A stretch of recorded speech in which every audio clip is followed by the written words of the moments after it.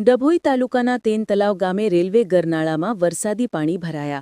ડભોઈથી એકતાનગર જતી અને તેન તલાવ ગામ પાસેથી પસાર થતી બ્રોડગેજ રેલવે લાઇન નીચે બનાવવામાં આવેલું ગરનાળામાં વરસાદી પાણી ભરાઈ જતા લોકો હેરાન. ગતરોજ ધોધમાર વરસાદ વરસતા ગરનાળામાં પાણી ભરાયા. ગરનાળામાંથી પાણી નિકાલની યોગ્ય વ્યવસ્થાના અભાવે 5 થી 6 ગામના લોકો રોજિંદી આવનજાવનથી પ્રભાવિત થયા.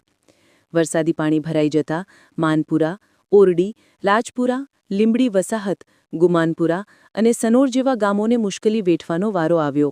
ડભોઈ વડોદરા તરફ રોજિંદી આવનજાવન કરતા લોકો, ધંધા વ્યવસાય અર્થે તેમજ શાળાએ જતા બાળકો અટવાઈ પડ્યા.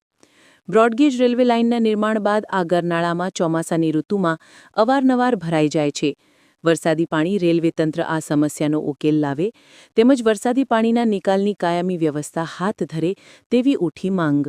અવારનવાર વરસાદી પાણી ભરાઈ જવાથી ત્રસ્ત લોકોએ તંત્ર સામે ઠાલવ્યો રોષ. અમે તેંધારા પ્રાથમિક શાળામાં ભણીએ છીએ. જ્યારે જ્યાંનું નારું બન્યું છે ત્યાંનું અહીં ઘડી પાણી ભરાય છે, ત્યાંનો કોઈ નિકાલ નથી. તેન તલાવમાં અમે ભણીએ છીએ. નોબલ, ગુરુ સ્કૂલ, ડભોઈ બધા બાળકોને પણ જવાની બહુ તકલીફ થાય છે. આ ઘૂંટણ સુધી પાણી આવે છે. જ્યારે વાર નહીં આવતી ત્યારે અમારે અંદર જઈને જવું પડે છે.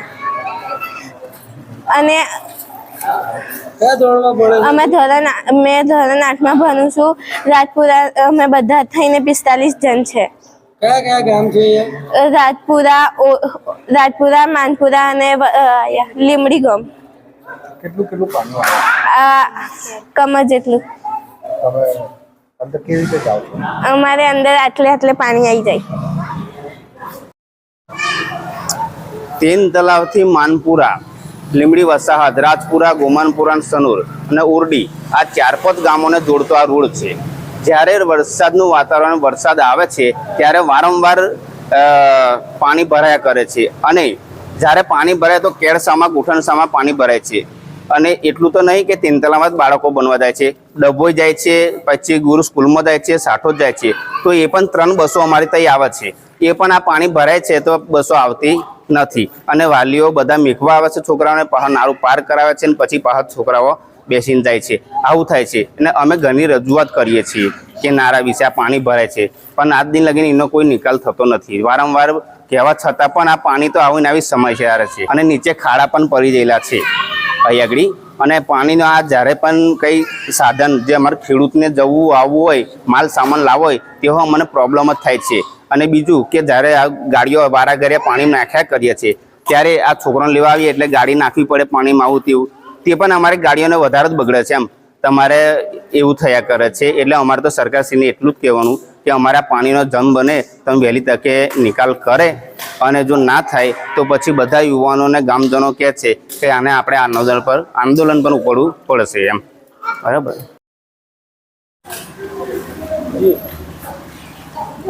મારે સાહેબ માનપુરાથી ને રાજપુરાથી 45 છોકરા છે.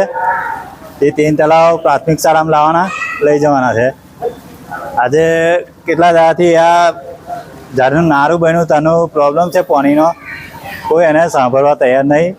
એટલે છોકરાઓ આજે કેટલા દાડાથી રજા ઉપર ઉતરી ગયા છે. ગરનાળા નાળ ઘૂંટણ કેર પાણી છે. ના 5 દિવસનો આનો નિકાલ નહીં આવે તો અમે એનો આગળ કાર્યવાહી કરીશું.